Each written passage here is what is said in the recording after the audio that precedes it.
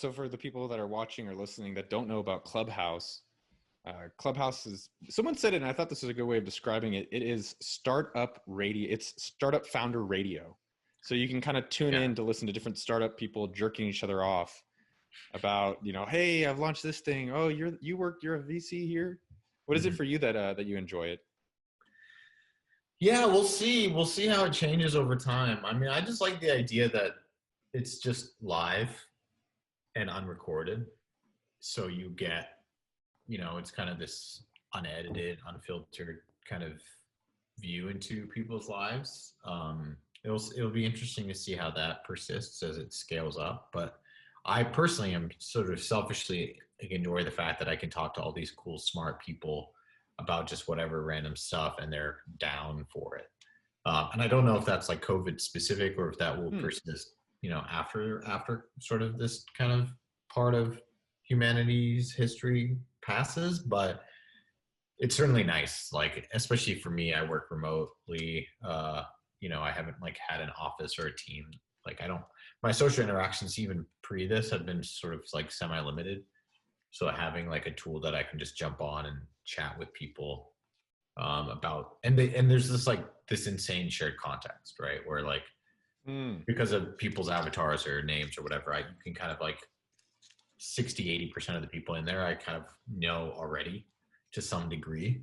So in terms of it's super easy. It's like, it's like a house party, right? Like it's like the app and the concept, right? Like you show up at somebody's house and there's like this like intimate kind of shared gathering, and you don't have to like vet anybody. You can kind of speak your mind to a large degree, maybe more than you would on Twitter or something like that, where people can take a screenshot and like, it can go viral and you can get canceled or what have you. It's interesting because it kind of, as you were talking about, it reminds me of Snapchat or some of these things where you first see them. Like when I first saw Facebook in the dorms, I was like, oh, this is going to be big.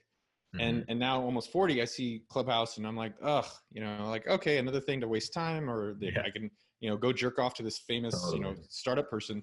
But this is also the toy. And I think Snapchat has a great phrase. It was like, toys are prelude to great ideas, or toys are prelude to great inventions.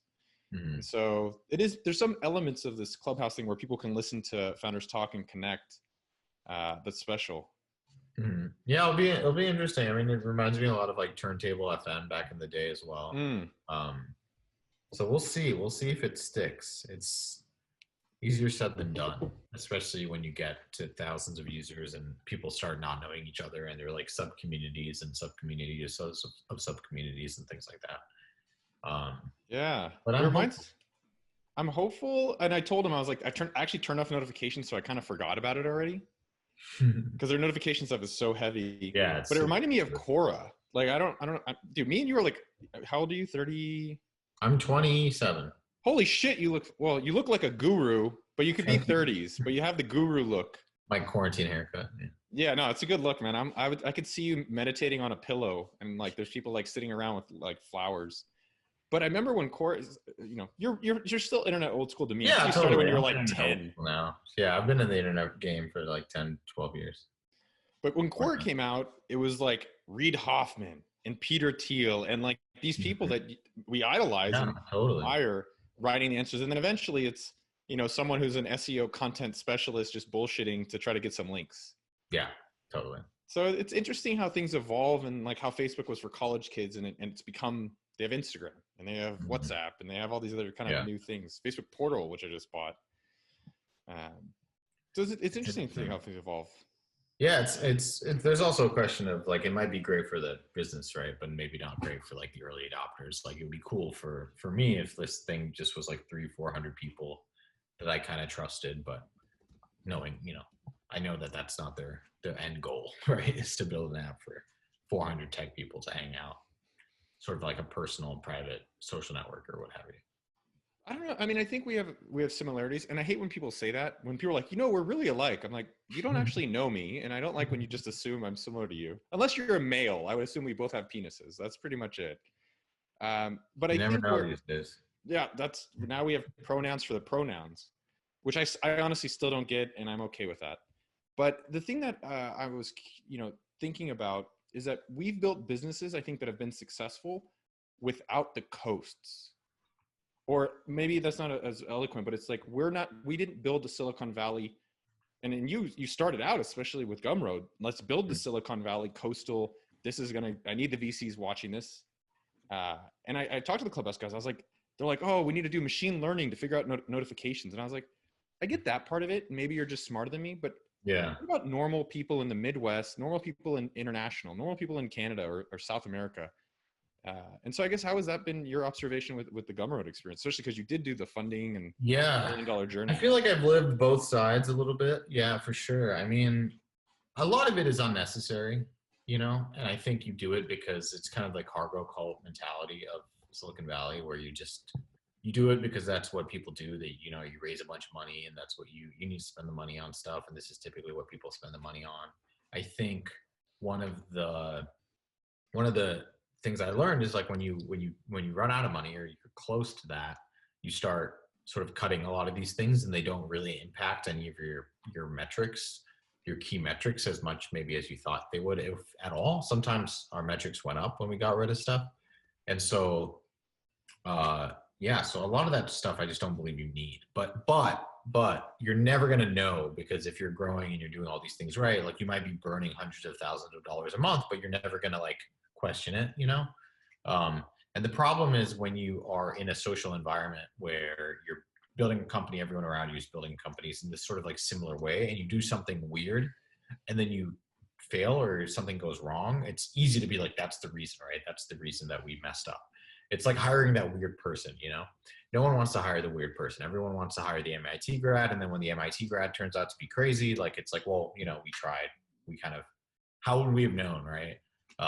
So I see that a lot, where when you're in that environment, everyone kind of has like a very similar modus operandi, like, for example, machine learning to do notifications, things like that. I'm the same. Like, I think a lot of that is stupid. Like, I just don't think it's necessary. And you can get 99% of the value by just having an incredibly simple heuristic. That's just like, if they haven't gotten a notification in 6 hours, send them another one, and then sort of like restart that clock or something. But I also I come from a place where like I ran Gumroad by myself for a couple of years, after the layoffs and things. And so I was like hyper aware of all the things that you do as a product are now like my domain, I had to kind of understand and know about all these things. And so I just I feel like I have like a sort of inflated sense of cost of like building a new feature, supporting a new thing, having a new marketing channel or what have you, that, like a Facebook group that we're maintaining or a Twitter account or whatever. Like, these are all things I'm like, shit, I have to do all of these things. And so I decided to get rid of a lot of them. I just like, we don't need this. We don't need to support this feature. There's like 7 people that use this. Let's kill that. And it's been like amazing because the product has like drastically simplified. We've probably cut, dozens of features, small little things here and there. And it means that we can move so much faster, and running the business is sort of cheaper and more scalable than it's ever been, which now as we grow in reaction to COVID has been nice, because it's like, I don't have to there's not all these new users using all these annoying features, right? They're all kind of coming into this like simple, streamlined thing that we are, after years, have determined is like the right sort of way to use Gumroad, and like, let's go for that. Yeah, I mean, I think you're the future, right? I have this intuition. We're trying to do it from the business angle. I think you're doing it from like this creator angle, like the Shopify for e-commerce. You're the digital e-commerce platform. And I'm trying to do it with the AppSumo world on business people. Like, if it's business knowledge, business tools, that's what I want. And I think there's this huge world of like designs and Photoshop stuff and all this stuff that's amazing on Gumroad. But coming back, I mean, for my audience and maybe YouTube and the podcast, people may not know, like, so early on, you were how early when you took the funding? Maybe just a little bit of the early story. Yeah. So I got started in tech in Silicon Valley. I learned iOS development in high school and stuff, but I got my first job at Pinterest. I was employee number 2 when I was 18. And were you based in the Valley? Yeah. I was based in Palo Alto. Are you from? Did you go to Palo Alto High, or where'd you go? No, I grew up in Singapore, actually, abroad. Okay. And then did you come to Pinterest and move to Palo Alto for the job? Yeah. So I went to USC in LA for a semester, and then I dropped out to join Pinterest, moved up to the Bay Area. How'd you get the job? 11. Ben sent me an email out of the blue. He saw my work online. Yeah. You saw my So, work online? Some app I made, Data, it's called. okay. And it was on Hacker News. I think I submitted it. And he just said, hey, we have this thing called Pinterest, helps people collect, share, organize the things they love. We need an iPhone app. Do you want to help us make it? And then I said, sure. So take it just one step back on that. I'll do like the interview question. Let's unpack that. And I know I want to get into Gumroad and the future now and like where this is going to go. Because the number one thing I want to talk with you about is all the people now who are unemployed, all the new creators of the world. I think it's like, I want to learn more about that. And you have the inside knowledge, the inside track. But I talked to this guy named Varun in India. He's in India right now. And he's like, man, I need to get a job. I'm applying for jobs. He asked me to look at his resume. And I said, I don't really like believing in resumes. And I think you have a great example of it where you created, you did something that was a magnet. So maybe for people who don't have jobs, but they have some talent, video, writing, marketing, like how would you, let's say you're not at Gumroad, what kind of recommendations or what would you do all over today around that?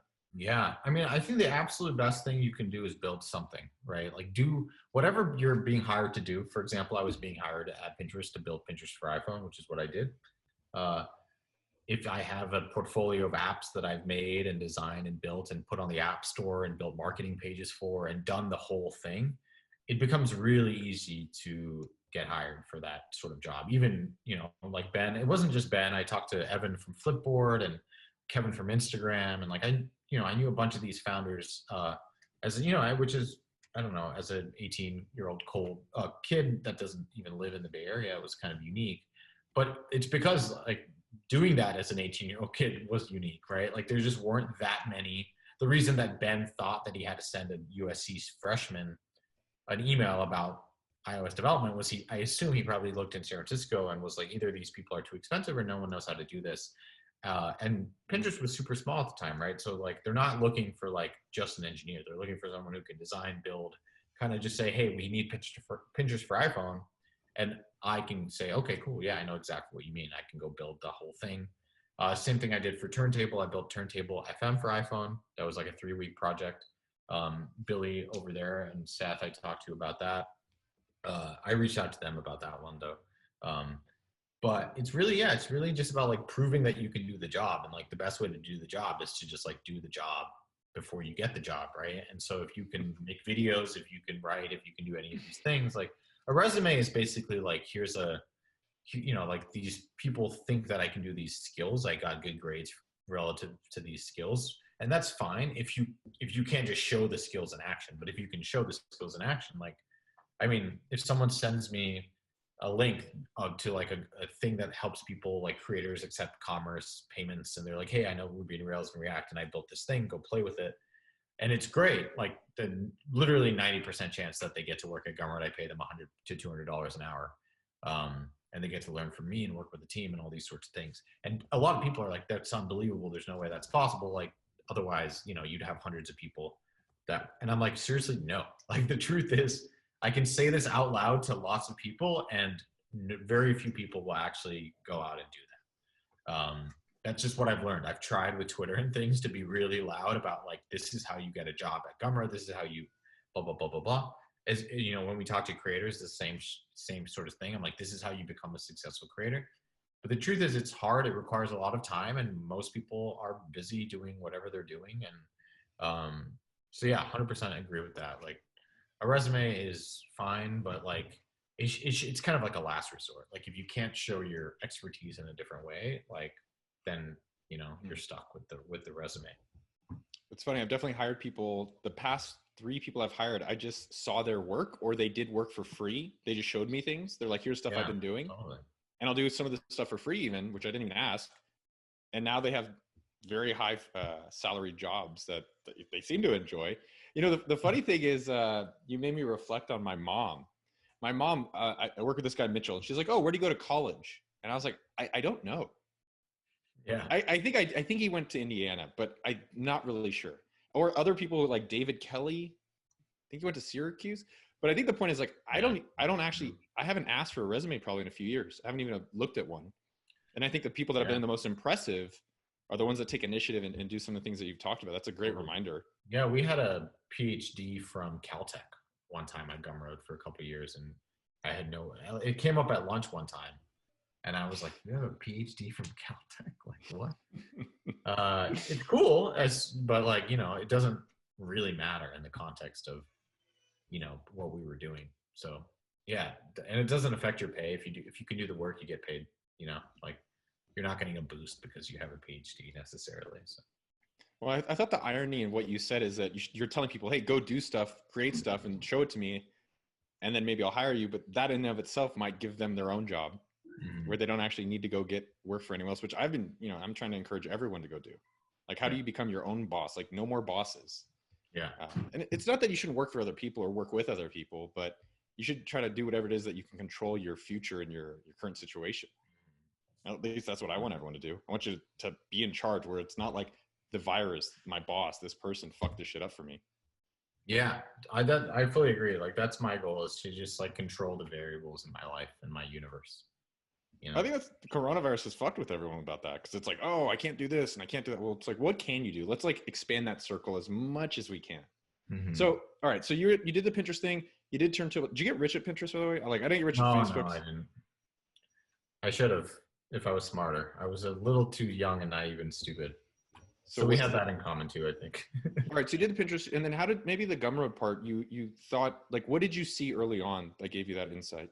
Because I think a lot of people are always like, oh, I want more ideas, and it's like the idea is generally probably solving your own problem. But I guess what did you see? And you did the VC road to begin with, right?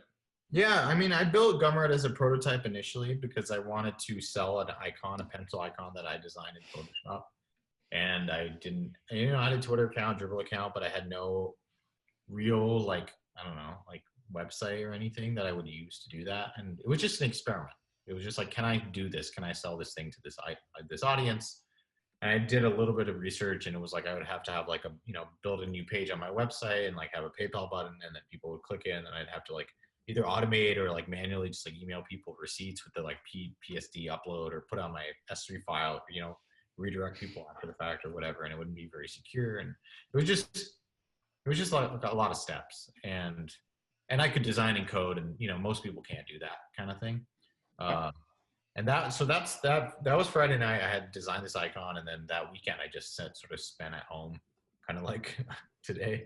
Right now, it's a great time to do that, and just build Gumroad that weekend, and then launched it Monday morning.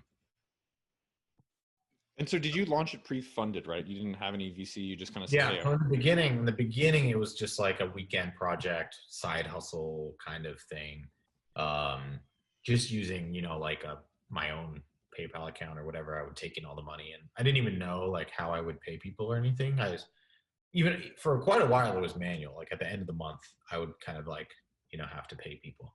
I think using PayPal, and it was kind of a pain. But it was fine. It worked. There was like, I don't know how many people, like probably a few dozen people or something, that bought your icon. No, that used Gumroad. So when I launched it, everyone could sign up and start selling stuff. Oh, interesting. What was the first thing sold? Not yours.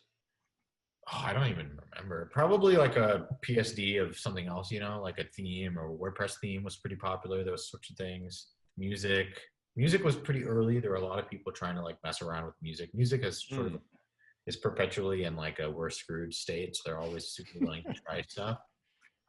So they're always like on board, and then they never really figure it out. People selling movies, films, documentaries, a lot of indie kind of stuff. Podcasts, kind of stuff like that.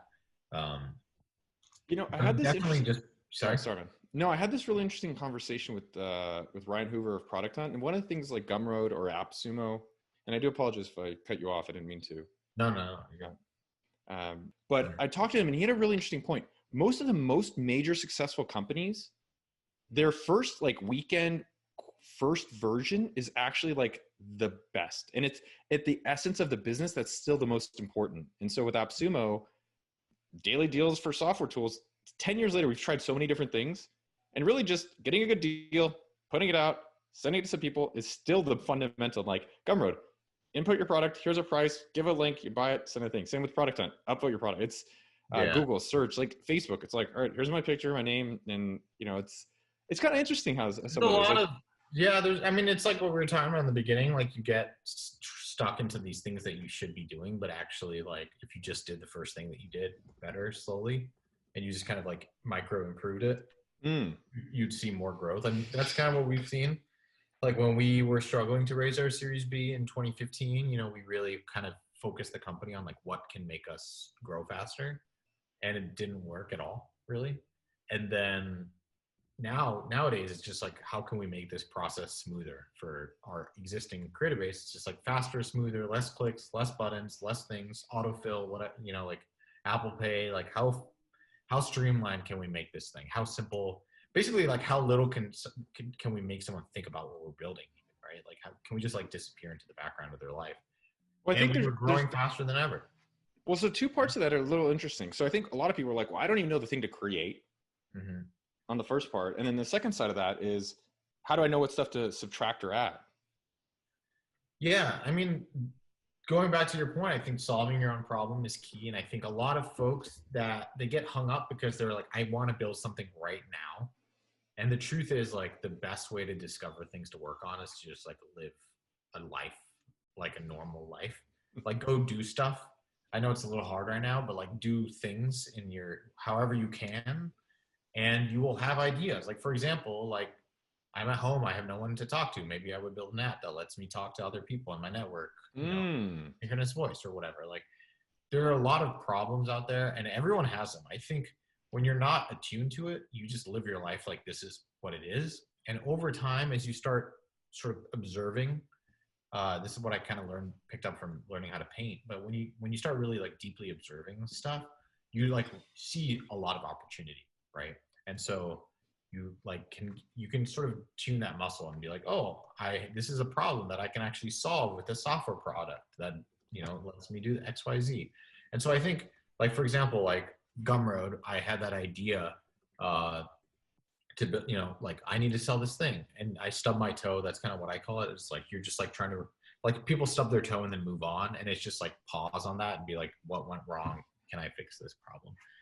Can I move this piece of furniture or whatever, right? And so but it requires patience and stuff like that, right? Like, a lot of people are like in a rush, especially right now, and I think it's really important to just live your life, pay attention. And if you run into a problem or like something that's annoying, like, that's a good sort of, I think, a good heuristic is like, what's the annoying thing about your day? Totally. And like, Gumroad, I mean, there's plenty of them. That's how we improve the product, right? Is we just find, like, we just talk to creators, and it's like, what's the most annoying thing about using Gumroad? And they're like, oh, I hate that I can't do this. And I'm like, cool, we'll go, fix that. It's actually really easy. Like, working on Gumroad is a quite an easy thing for me right now, because it's like, I talk to creators, they tell me what they want. I kind of like synthesize it into a few different buckets, kind of construct a narrative from that, kind of like create a nice little, like, this leads to this leads to this leads to this.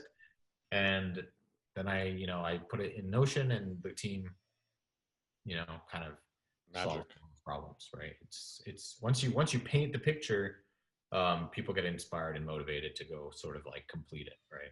So, but yeah, it's don't be in a rush. I think that's pretty key. I think people are, it's kind of like when you're like, I want to be inspired. How do I get inspired? It's like, anytime someone asks me that question, I'm like, that's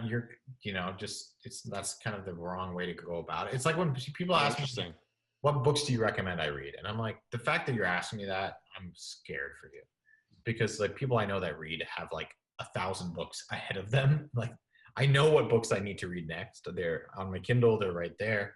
The people typically that ask me like for book recommendations, like, they should just be reading the books that they already know they should be reading. They're like looking for excuses not to read the books that are already in front of them. It's kind of the same thing. It's like, once you just start living and breathing and doing things, like, the ideas will come, learn to code, learn to write. Like, these are skills you might need later. So like, start working on them. And as you work on them, like, you'll very quickly start to have like more empathy for like, oh, I could solve that problem, or like, code lets me do this. Maybe I can apply it here. Yeah. It's funny because like, when you've done it for a while, we've both been building products for decade plus. Decades, yeah. We don't really have these problems anymore. we kind of have the opposite, I feel like sometimes, which is like we have too many ideas. So like the beginners kind of struggle, and it's like, don't worry, in like a year or two, you won't even have this question because you're going to have more ideas than you'll ever be able to build. You'll be throwing them out on Twitter, hoping someone else builds them. I definitely feel you on that. It's funny. One of the questions that I don't know why, but it always bothers me, and I probably need to reflect on it. But like, what motivates you? And I'm like, I don't know. Yeah. Like, not dying, right? Like, I just like, I think Yeah. everyone has their own intrinsic motivations, and either your motivation is to be very lazy, and that's your skill. But everyone has some skill. But I liked your point, which is solve your own problem and just be aware. I think of anything, right? Yeah. And I like looking to be like, oh, I didn't like that, or like I hated MailChimp. I just fucking thought it was overpriced and very confusing. So we built SendFox. And now I'm doing more podcasts on YouTube. I'm like, well, how could I even make it better for that? And then I'm trying to figure out how do I make it even, there's more referrals in it. I'm like, I think where I've gotten sidetracked or I've not been as successful or sustainable is where I'm trying to solve problems for other people that I just have no association or real interest in. I've always just found my success more personal success, what I measure it as, just making something that I really like. And then it gets me excited to go find other people that I think have that same problem and get them to solve that problem for them too. Yeah. It's much easier. It's much easier when you have a product that you like. And then the problem becomes like, can I find more people like me? Which is typically much easier to do than I have a problem. Like I have a product. Now I need to go like sell this to a group of people. That's really hard. And those people are going to be like, you're just like everybody else. You tell me that you have a thing and it does a thing and it's great. But if you're like, hey, I have this problem. Do you have this problem? Yes. Well, I built a thing that solved it for me. That's much, much, much more compelling sales pitch, you know? Agreed. It's much easier. One thing that's a challenge, I was talking with this guy, Matt, earlier today, and he's a filmmaker. And he's like, I got this video. I made a film. How do I sell it? And so I think with my style of starting businesses, I don't have a name for it yet, but I'd call it customer first, which is if you're doing anything, like I talked to my assistant, she's like, I'm going to create a course. I was like, okay, great. Do you have any customers? No. I'll find them after I pay the $19.95 subscription for the course platform. And then I need to do ads. So I'm taking a course on how to do ads. And I was like, do you have anyone who's bought it? And she's like, no. And so I've always kind of been encouraging people. So if you want to have a video business, go find people to pay for your videos and then make a video. Or if you want to be a course, go find people to teach your course on. Yeah. Because it's easy to put something on AppSumo. It's easy to put something on Gumroad. The hard part is actually finding the people that say, this is a real problem that I'm excited. That's the hardest part. That's by far the hardest part for sure. I mean, I think I see this with creators all the time where they're like, hey, people ask me like, what do people want from me? And I'm always just like, just ask them, like ask your audience. Ask your audience, like literally tweet it. Like, what do you want from me? What would you pay for? Like, why do you follow me? No way. The problem is that is kind of a mask, I think, for a different question, which is like, I don't have an audience, and I don't know how to get one. And the ways I've seen that work are tedious and boring and slow. But those are the answers. Like, yeah, building your audience at the beginning is slow and tedious. And, you know, like when I was in San Francisco, I met 7,000 or 8,000 people one-on-one over coffee over the 6 years that I lived there. At rough math. And so guess what? I have a pretty large audience on Twitter because like I took the time and effort to like meet a lot of people. And I didn't meet them just to build a following on the internet. I built them, you know, I built relationships and enjoy doing that. But it's like, just, you can do the math on like how to build an audience. It's not that hard. It's just time consuming. And, you know, a lot of folks, they just want to kind of get quick, rich kind of scheme, and they'll spend hundreds of dollars on courses on the internet. And as someone who helps people sell courses on the internet, I'm like, just don't yet. Just a waste of time. Like do that after the fact. Do that to optimize what you're already doing. But like, there's too many businesses, honestly, that kind of, I feel like almost like prey on these people that are sort of like, they think they're ready, but they're not ready. They're kind of putting the horse before the cart. They're learning about like ads and SEO before they've sold anything. And it's like, that stuff comes like years later. Like you don't need to worry about any of this stuff. The person who's making a killing right now is the person selling that course to you, you know? You always got to be kind of careful of that. Yeah, you gotta be a little cautious for sure. So the main thing, and I do want to get into the meat for me, this has been really interesting. I want to get into like for the people out there that are selling and all the stuff in Gumroad insights that you have access to. The one thing before we jump into that, or I'm curious about that, is how are you running the business very specifically when you were funded versus how are you running it now? Is more you bought it? I think you bought everyone out, or they? Yeah, most people like we still have like a little under 2 million on the cap table, but yeah, most of the business it's been bought back. So yeah, I mean, so we raised 10 million bucks over the course of like a few years from all these Silicon Valley people. And we ran it like a Silicon Valley company. You know, we hired a bunch of people. We got an office in San Francisco. We did that whole thing. We solved, you know, every problem by spending money or, you know, on a service or people. And it was great, honestly. It was a lot of fun. Like we had a great culture and like great people and everyone was living a great life. But the business like was not profitable at all. We were burning $300,000+ a month, you know, that whole thing. And so in 2015, we did the round of layoffs, got to profitable. Basically, we like reversed everything we did. Like instead of having an office, we didn't have an office. Instead of having meetings, we didn't have meetings. It was like, we all know what we need to do to get profitable. Like, let's just focus on doing that. And we don't have to talk. We don't have to do team building exercises. We don't have to do any of this stuff. You know, we don't need an office, like none of that. And then once we got there in 2016-ish, you know, I was like, okay, cool. What do we want to add back, right? Like now we can enough money, we can sort of like pull some of these things back into the company. And I realized like basically none of it. Like I don't really need any of that stuff right now.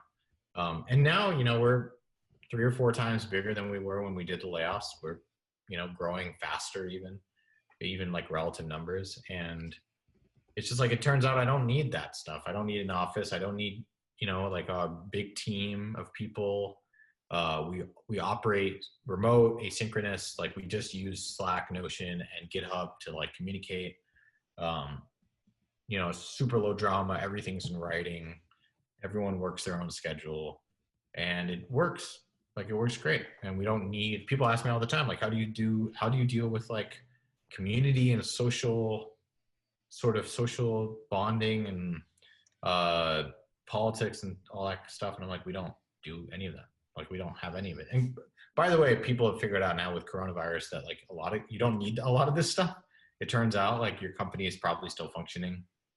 Some of them are online very ones. struggling. Yeah. But I think the solid, good companies that have, you know, you can work remote. Obviously it's a privilege in many ways, but you can work remote possibly.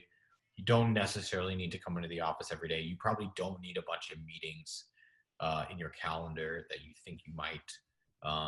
You don't need, you know, like crazy documentation on sprints and agile development. And like, you just need to ship a product and charge money for that product, and everything else is right. Stop making it simple because it's complicated. I need to buy books. I need to buy courses. Yeah, I need to go. Thing, right? People are trying to sell you on stuff, and I'm sure I'll sell you on something too at some point. But like, it just, yeah, you don't need it. I think it's I like to think about it like I built Gumroad. It did its thing day one, Monday morning, that night, that, you know, that weekend or whatever. And then I've just been adding to it, but like it's all kind of unnecessary, you know? It's not like it's not like Gumroad needs any, I mean, clearly it didn't, it works. It does its thing. We've sent $10 million to creators in the last 30 days. Like it's clearly doing a thing. It's working. Oh. So like, you can tell me we need an office, but you're missing like the second half of a sentence. Like every time you say need, you need a to, right? So you need an office to blank. So you can just clarify what that is for me, and then I'm happy to listen to you. But if you just say, I need this, I need that, I clearly don't. Like I don't have a water cooler channel in Slack. We don't do team meetings. We don't do all hands.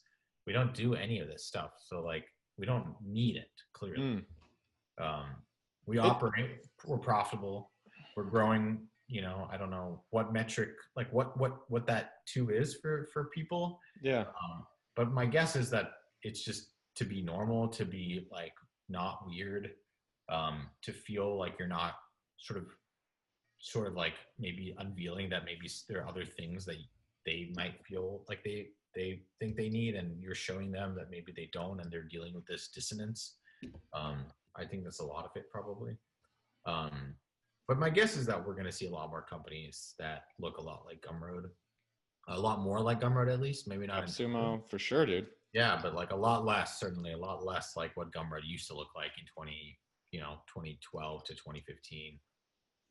For me, I think about all the challenges now, like communicating in a group of more than 2 or 3 online is actually really hard. That still has not even being close to solved. And there's just so many other kind of interesting things that are out there. What are the numbers? Like I was curious with the pilot, what dials you look at? So what are the dials you look at to see how your plane is flying? And then I want to start jumping into what stuff is selling really well, what stuff is actually disappointing. And then I want to, okay, I'll do that. And then I got the follow up on that. Yeah, totally. Yeah. So the dials I look at, typically there's 2 only, really. There's a couple more, but they're sort of secondary. And so the top 2 are basically how much volume creators are processing. So how much money creators are actually making, right? Which is around $10 million a month right now. And how much revenue we're making, which honestly, like I could probably just track the first one because it's roughly the same, or at least roughly scales, but the revenue, which is around, I think we just crossed 700 MRR, 700K MRR. Dude, good. Congratulations, man. Thank you. So like 8 million ARR or something like that. Yeah. So, solid, it's pretty good. Sort of sizable business now. Yeah. Dude, that's took a long time. Took 9 years, right? Be a millionaire. Like I am a millionaire, and not bragging. It's not like, I don't know. My penis is still whatever size it is. It's small, by the way, but it took me 10 years. Yeah. So all you have to do is suffer.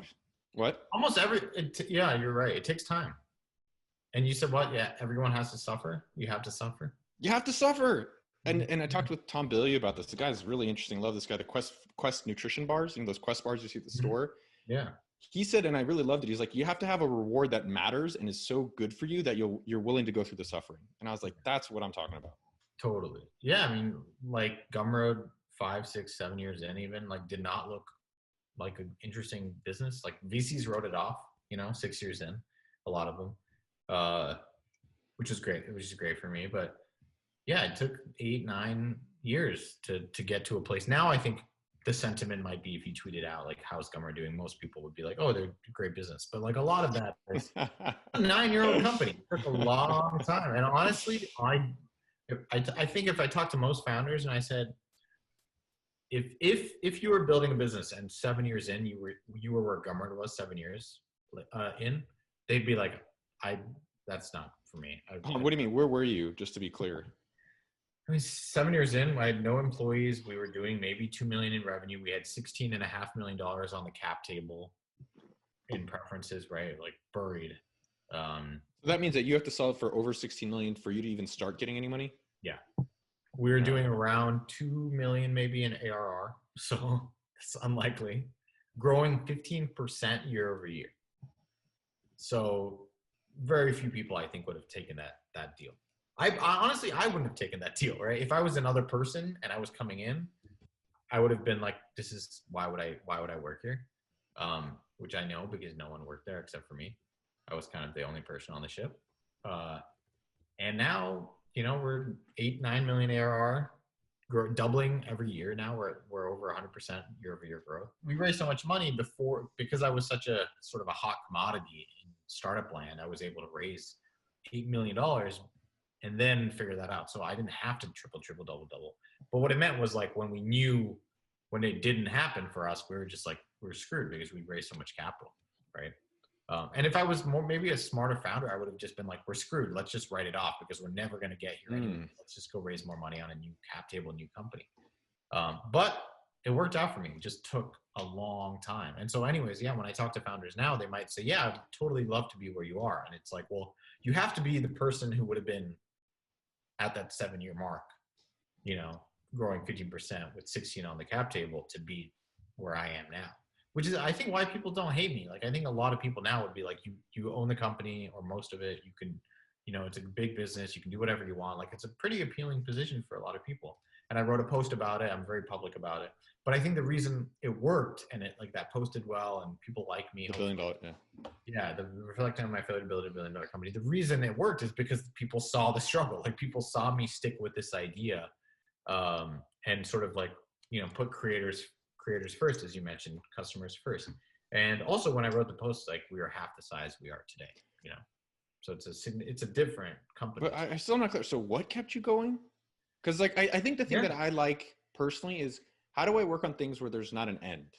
Yeah, totally. I think of Gumroad like a art project. It's just such a fun thing to work on and to improve and to make better. And like it sort of aligns with my creative pursuits. You know, I just love the idea that I can make this product stupidly good. Like I want to make it so good that people use it and they're just like, this is stupid. Why would you spend so much time on like getting this interaction right, or like this checkout flow or this or that? And actually, when I made that transition, when I decided Gumroad was not going to be big, because we were growing 15% 7 years in, I was like, fuck it. Like, at least I have, you know, some money. I can hire a few people and we can just make a really great product. There's like 10,000 people that love this thing, or 5,000 people that love this thing, or whatever the number was, that were using it every month, that were making around $2, $3, $4 million a month. Let's just make their lives awesome. Like, let's just make that product really, really, really great. Zero marketing spend.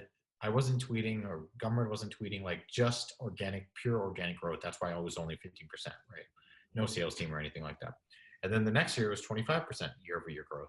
Last year was 40% year-over-year growth. This year so far, we're at 65% year-over-year growth, and April looks to be over 100% year-over-year growth. And it's 100% organic. It's just like building the product, making it better.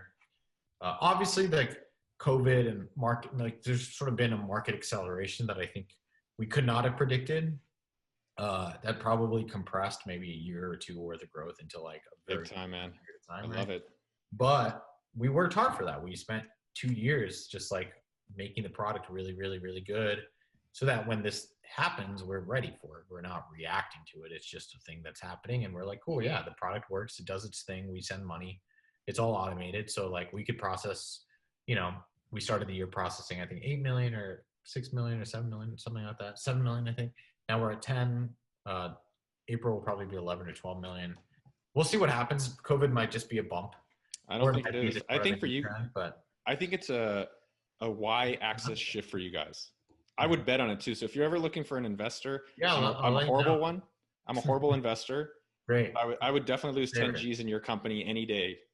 Just name it. Just let me know.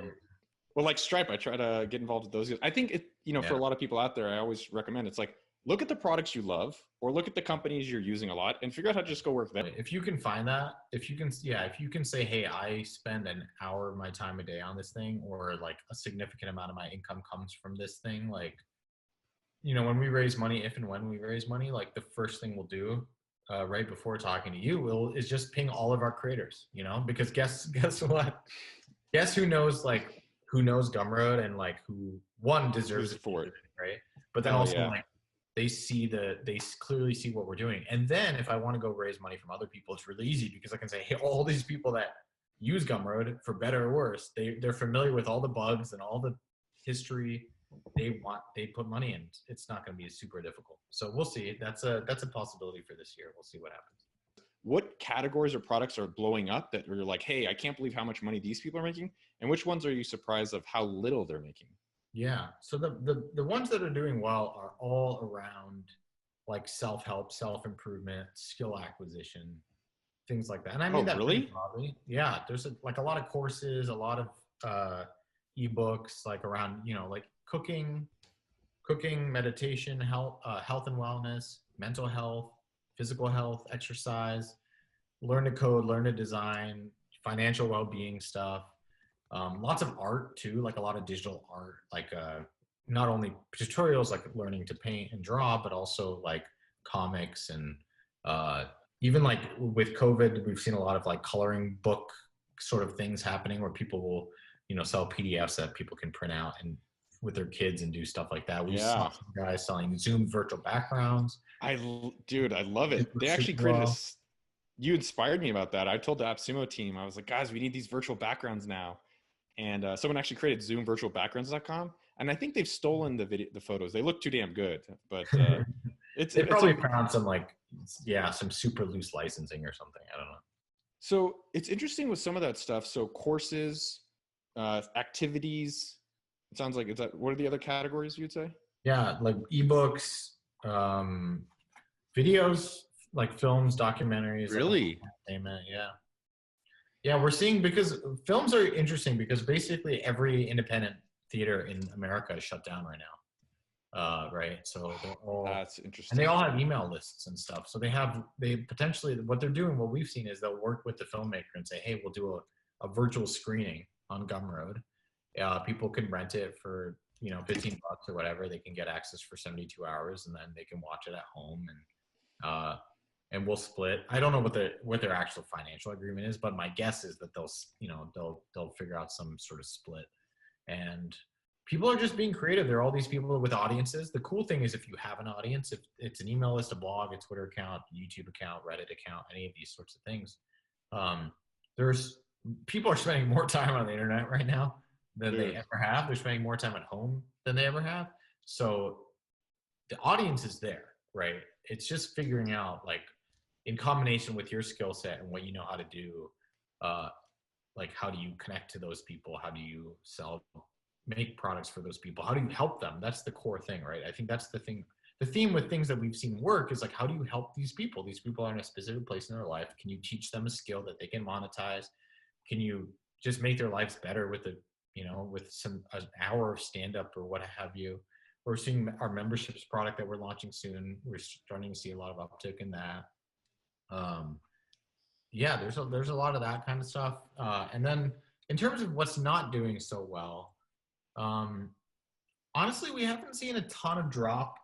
I would say the people who are they have stuff on Gumroad and they're not actively promoting it, they're not doing super well. Like, there are a lot of people, they were just building storefronts and they were just, and they had this, like, nice recurring income, like, say $1,000 a month or something. That's all basically gone because they're not sort of pushing stuff, and you do have to push stuff. And the thing is, because everyone else is pushing stuff, like, those people are now allocating their dollars very differently. They're kind of revisiting their, all of their spend. So you have to kind of, like, re-promote stuff that you're doing. So what I've told our creators is, like, hey, if you have all this old stuff, maybe do it at a discount or give it away for free, but use it to build your audience, and then interesting products for that group of people, and all these new people. And we've actually gotten some pushback because I'm pretty optimistic, and I was like, hey, COVID's happening. Here's how you might want to deal with it. The creator economy, frankly, is booming right now. And there are a lot of creators that are like, this is insensitive. Like, it's not, my life is terrible and blah, blah, blah, and all these things. And I think those are valid. I think I'm sure they're not doing well. But, at the end of the day, like, no one's coming to save you, right? Oh, so, that's my favorite line lately. Yes. Yeah, no one is coming to save you. Yeah, I think I stole that from Naval. I think he stole it from me. I'm pretty sure. No doubt. Yeah, but it's true. It's like, it's just about, at the end of the day, like, it's not even that I disagree or agree with your opinion. It's just like, if you want to get out of this thing and this hole, and you could be right on everything, but it doesn't matter. Like, you're poor or whatever, right? Like, you're broke. And so you just have to figure it out. You just have to learn, like, people, I don't know, like, I built Gumroad, I learned to code. It's like, I didn't complain about not knowing how to code, or, like, complain that it's a XYZ thing is wrong with the startup industry, even though I might believe all these things. It's just like, well, I want to play the game because the game is worth playing. I don't agree with the rules, but I'm going to play by them. And, I did pretty okay at the game. You just kind of have to do that to a degree. I think you can't just wait for the world to be perfect. I think the opportunity is this chaos and is this uncertainty. Yeah, chaos is opportunity. This is the part I'm really curious about. I want to have a coloring book. I can draw. I'm a really bad drawer, but let's say I have this idea for Austin art coloring book. How would and this is me. I don't have a social media presence, but I'm a good drawer. Like, what would be your approach on me getting my coloring book and maybe helping me get to maybe $1,000 a month? Like, how would you even start thinking about it? How would you go about it? Like, walk me through, like, your thought process. Well, the first thing I would do, probably start an Instagram account, or maybe a YouTube account too. And then just start posting your work, doing live streams, even to an audience of 0 for now. And then take that work and find the relevant subreddit, either local, like the Austin subreddit, like, try to be as specific as you can. The word I always use is community, like, find your community. online. And a community, the difference between a community and a network like Twitter might be that on a network, like you join the network and like no one knows who you are, right? You're just like another voice out of millions. But a community is kind of like it's kind of like entering a room where like everyone kind of knows you now exist. So for example, Reddit, doesn't matter how long you've been on Reddit, if you comment on Reddit, your comment is equal to everybody else's comment, right? Effectively. And so that's really great if you're a newcomer because you don't have to compete with all these big people who've been there for a long time. That's interesting. Find those channels. Like Reddit is a great one. For me, it was Hacker News. I started commenting on Hacker News in the early days of my tech career. Find out where do people who draw hang. By the way, if you're selling drawings and coloring stuff, your audience is going to look probably a lot like you. So like you might not have to go, because the problem is like, you're like, oh, anyone wants this. So like, what does that mean? It's like, well, first find the people closest to you. That's going to make your life a lot easier. Get you. Reddit is great. YouTube is great. Find forums online. There are tons of forums. You're not competing with a ton of people to do that. Build your audience. At the end of everything, like in the comments, like if it gets a bunch of upvotes, like linked. By the way, I post my stuff on Instagram here, or I do live streams on YouTube here, or what have you. And once you get to like a few hundred people, it'll start building. Like it's like a snowball for sure. It's like you're literally adding like a couple people a day. By the way, tell all your friends about it. Tell your family about it. If you don't feel comfortable doing that, you don't deserve an audience anyways. Like, ooh, I like the heart. That's the harsh Indian father right there. I like that. True though, man. Like people, I don't know. I talk to a lot of creators and a lot of them, they're like, my work's super good and I don't have any followers. It's like, well, have you told your friends? And guess what? You look at crowdfunding campaigns, like the first 5, 10, 20%, friends and family, right? Like if they're not going to back you, no one else is. Like, not that I agree. Again, I don't agree that that's the right, like that's what it should be, but it is what it. I actually think personally, I think it should be. It's interesting. The first thing you triggered for me was in funding for most Silicon Valley companies or tech companies. What's the first round that most people actually talk about? Friends and family. Friends and family around. But in all other businesses, they're like, oh, let me go find people that don't know me and don't even like me yet. Yeah. And I have always kind of found that strange. And I did an experiment where a guy, and I'd say build an email list, right? So you need some way to communicate with your audience. And you could do free. Do free coloring book. Like, hey, here's a free coloring page. Yeah. Give me your email on sendfox.com. And then you could sell that book on Gumroad. And I think you could do it for free. But for me, this guy, his name's Ben. He was building an email list to teach people physical fitness. And he is a trailblazer. He's the Portland Trailblazers physical trainer. Fucking, that's huge. Good, yeah. And I was like, all right, let's post this on your Facebook. And he had like a hesitation, right? Because it's scary. And, even today I was posting something on Instagram and I was scared about what my high school, not even friends anymore, would fucking think about me. Yeah. Like this up here it's a powerful thing. And it's also like it hurts you at times. So I think it's practicing going into this stuff too. Because maybe for you and me, it's not as scary anymore, or we have to find new levels of fear. Yeah. But it's just starting to put yourself out a little bit. You forget, I think, when you've been doing it for so long, like maybe in the early days when you're like first telling people like, hey, I left school, I'm joining a startup or whatever. Like it's not easy, but the truth is it is who you are. Like that's what you spend your time doing. And like, I think when you don't feel comfortable telling people it's insecurity, by the way, it feels great. Like once you get across that and you're like proud of what you're doing and spending your time, it's like the best feeling in the world. And by the way, people ask you, they're like, hey, how's that thing going? Like people ask me all the time about my painting. I'm not the best painter in the world, but like almost like once a week, someone's like, hey, how's your painting doing? They're not like, how's Gumroad doing? How's this? How's your Twitter personality? All that stuff. They're like, how's your painting? So like you can build relationships with people if you're willing to be open about what you're actually spending your time on, what you actually care about. So yeah, do that. And then, once you have, like, I would agree with you, by the way, like email list free once a week or what have you. And then once you have 10, 20, 30, 40, 50 drawings, you could do pay what you want on Gumroad. You could just say it's $5. You could do different tiers. You could do topics, and then once you have 1,000 people, on your email list, you'll make, I don't know, you probably make $100, $200, $300 honestly from that. So if you can do that once a month, you're on the way. Like that's the beginning, and you can get there within 3, 4, 5 months within a year, you'll be at, $500 to $1,000 a month. And the thing is, as Gumroad had this arc, right, where it was like this. That's what's going to happen to you too. So you might 3-4 years in, you might be making a couple $1,000 a year, and then you're going to have a moment. Interesting. And all of a sudden, you're going to be making $20,000, $30,000 a month. I've seen that happen multiple times. So two things I want to highlight that I think are very important is that if I have 1,000-person email list, how much do you think I should be making? If assuming it's 1,000 people who are interested in my stuff, like ballpark. Yeah, if they're genuinely interested, I would say like at least $1,000 a month from that. From 1,000 people? I've seen $1,000 a month from 1,000 people. What were they selling? Just to give an idea. Yeah, selling ebooks, for example, would be a good example. Ebooks or video courses.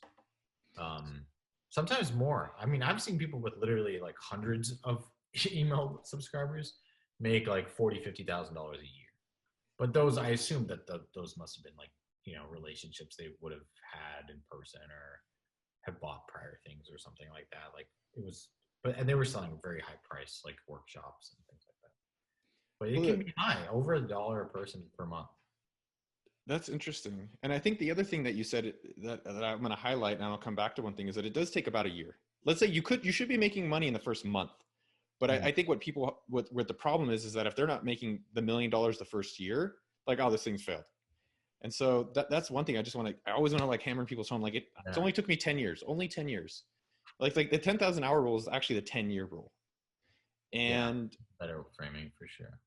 The second piece of that is, I don't know, I think one of the things we were talking about that got me excited and I want to encourage people is like, the hardest part is the first dollar. It's a binary switch, right? It's like you went from not making money on the internet from random people to now making money on the internet from random people. And the truth is, software is amazing because guess what? If like 30 more people decided to give you money, you would have more money. Like you didn't have to do anything extra. And I think that's part of what's so powerful is you realize like this is exactly the same process that you'd use to make $10, $1,000, $100,000. The differences are like the quality of the content, the production value, the size of your audience, how long you've sort of, spent time building those relationships. But the actual like, you've now figured out beginning to end how to make $1. And then now it's just a question of scaling it, So let's just recap some of that stuff. Cause I think that's the part, honestly, where people just get so like, they get like, I think overwhelmed. And I think there's two sides of it that I've observed. They either get overwhelmed so they don't start. They're like, I've got to perfect my course. And then I see the other set of people who are like, oh, if I make a course, I get rich. That's just how it works. I read it on Sahil's blog.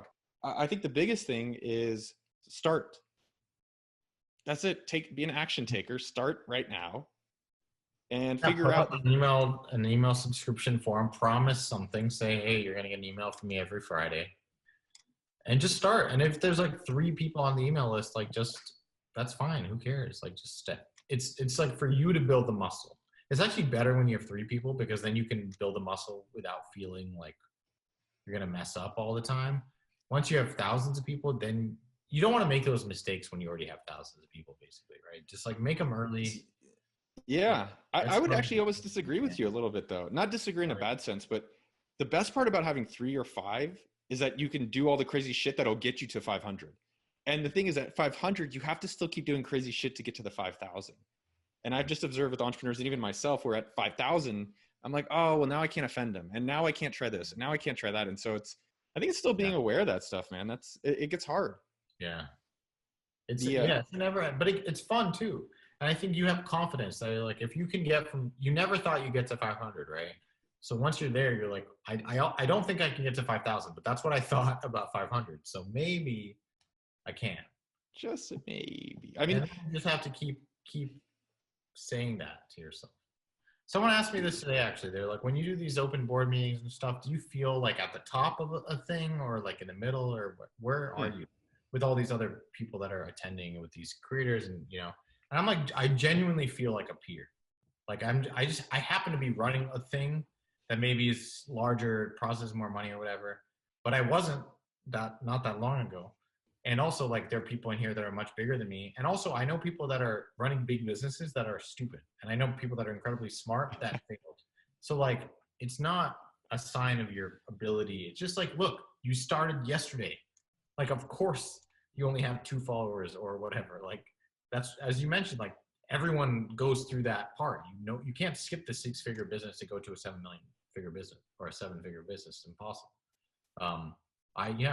Gumroad at one point had one sale. I think one of the in the first year we only processed like, I don't know, like 100 something grand or something, you know, like $12,000 a month. That's like in total GMV. Like that's like how much a San Francisco engineer makes like in 3 days or something, you know. Like it's just crazy. It's not a lot, but it's like it's enough to give you the confidence to keep going. And I really believe that if you can make $1, you can make $10. If you can make $10, you can make $100. If you can make $100, you can make $1,000. Like there's no real limit with software, with these internet. Like your audience at some point will be massive if you start now. It will take time, so you should start now because it will take a lot of time. Like I have a bunch of followers on Twitter now, but like I started tweeting in 2008. Like it took, and like a year ago I had 20,000. Now I have 90,000.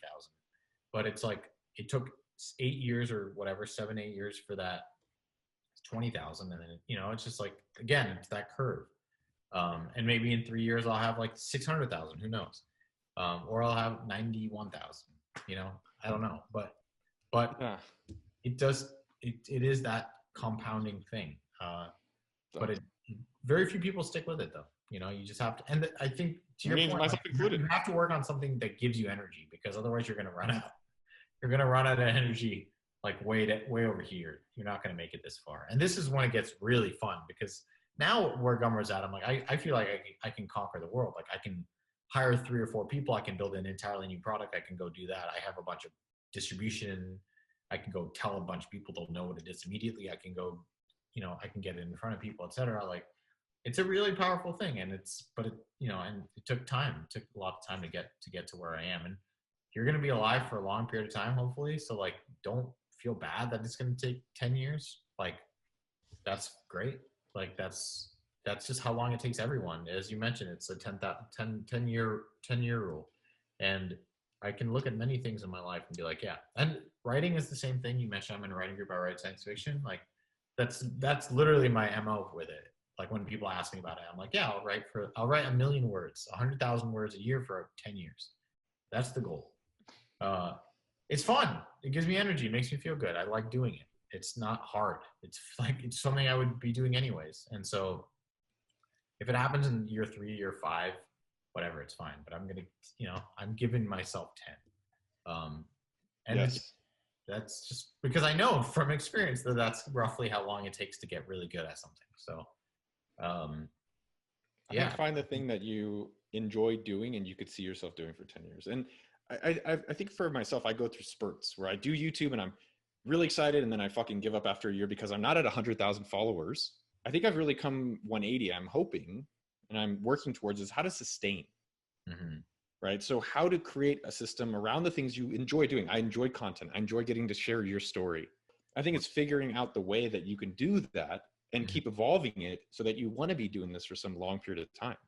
Yeah, and the truth is, if I do write for 10 years, almost definitely all the other goals that people have around this stuff, I will have accomplished just by nature of 10 years, right? Like I will probably be published. I will probably have a book you can read. I will probably have multiple books you can read. I will probably be someone interesting in the community of science fiction and fantasy and hang out with some of my favorite writers and talk sci-fi and stuff.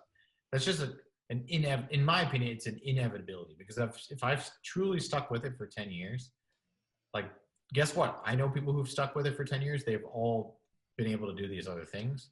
I know a lot of people who did not stick with it for 10 years. None of them were able to do some of these things. Some maybe got lucky, got to, thing, but yeah, it really is honestly that simple. Just stick with something for 10 years. You will almost, if you started a business and then 10 years later, you're still running the business, it's probably successful, like just by nature of it being. Oh, I hope so. Or, like show me a business that isn't. It's enough people are benefiting from it, et cetera, et cetera. So. But I think the thing I'm going to leave with, and you're going to leave us. You're going to have the final, like, because I need to see you on a pillow and flowers in your hair, and all of us are sitting around you, man. I'm excited to do that one day. Oh, are you in LA? No, I'm actually in Portland right now. Okay, yeah, because you're Utah. Okay, Portland. Yeah, All right, and then well, I we'll was in figure. LA for a bit, and then Portland. Yeah, Well, when you do like a Sahil, is it pronounced Sahil? Sahil. Sahil. When you do a Sahil meetup, let me know. I'm gonna fly in. Awesome. Um, the quote, I was biking, and the quote I thought about was just no apologies. Mm-hmm. And you said it, and I think to be an entrepreneur, to create and put yourself out there, you can't ask for permission. Because if you ask for permission, you are an employee of sorts. And I think to be a creator, you're saying, this has not existed before, and I'm going to take a chance to make that stuff. And I'm going to take a chance to put myself out there to do that. And I love that you said that. But you have some wisdom. You're going to have some like spiritual guidance. And I can't wait to hear. So let's, whatever your final thought is of your head, what we should have for dinner, whatever it is, I'd love to know. Oh man, that's open-ended. That's dangerous. That's really dangerous. I mean, honestly, like I would say, yeah, I don't know. I don't know. This is a tough one, but I really believe that like no apologies is a good one. I think that's great. I think I love I love apologizing. I love it. I honestly like think it's one of my favorite things to do. But what I try to do is I always try to like really get get it around what I'm apologizing for. So if you're just saying like I'm sorry for doing a bad thing, you're not sorry for that typically. Because like there's a whole set of scenarios that led you to doing that thing, and that's who you are or who you were at the time, and blah blah blah blah blah. What I try to do is I always try to like be like I am sorry for blank, like I caused this pain in your life, and I'm truly sorry for that. But that's just who I am. That's what I did. Like, and so it's not wrong, and I'm not trying to like get out of a situation. That's the other thing is like I'm not using an apology as like a way out. Like I'm actually using this apology just like to take blame and responsibility and to say, look, that's like that's part of who I am. I make tons of mistakes, like like Gumroad is and my own account, like as it grows, like there's more people get pissed and angry and different things than I say, and I apologize frequently, but it's always like I'm sorry if I caused you any stress, or I'm sorry. And some people don't like that, right? They're like, you're sorry if I was offended, like, and I'm like, but I'm just being honest with you, dude. Like, I'm not gonna lie to make you feel good. Like I like that's gonna be a lot worse. That's a much worse slippery slope. Like let me just say what I feel, and you can take it or leave it. You can deny my apology. Guess what? My apology is not even about you. It's just about me wrapping my head around what I did wrong so I can do better next time. It's not about me going back into the past. And that's just a really, I don't know. It's just, yeah, if you're a creator, you have to internalize that, because like otherwise these people who you don't care about are going to, because their true motive, a lot of these people's motives is to get you to stop creating. That's what they're trying to get you to do. They're scared of what you're making and they don't want you to make anymore, and they're using fear to get you to stop. And then maybe that sounds like conspiratorial or something, but like I've seen it play out with a lot of our creators, and like if they weren't scared of you, they would just ignore you. They're scared that your work has power, and that's why they want you to stop. And I've seen that play out so many times. And I've seen that with Gumroad and myself, and like that's it's true. You just got to focus on yourself. And look, they don't care about you anyways. They don't care that you're an asshole. And by the way, they're not going to care that you're awesome. If you fix all the things they want you to fix, they're still not going to care about you. They're just going to move on to the next person they think is broken and try to fix that. So yeah, you just have to work for yourself. Like you're the only person worth working for. You're the only person that you even know is alive. Every one of us could be a mirage, right? So just like focus on what you care about. Make sure you're happy and you're spending your time doing what you want. And by the way, if you do those things, then all these other things will fall into place. And like you might see this and be like, this is crazy. This person's saying that we're all in a simulation or whatever. But it's like, then you go like, that's what I believed before you read and heard all of this. And now you'll see my Twitter, and maybe in a different light, maybe in the same light, but it's the same stuff. Yeah, just be real with other people, but that requires being real with yourself first, I think.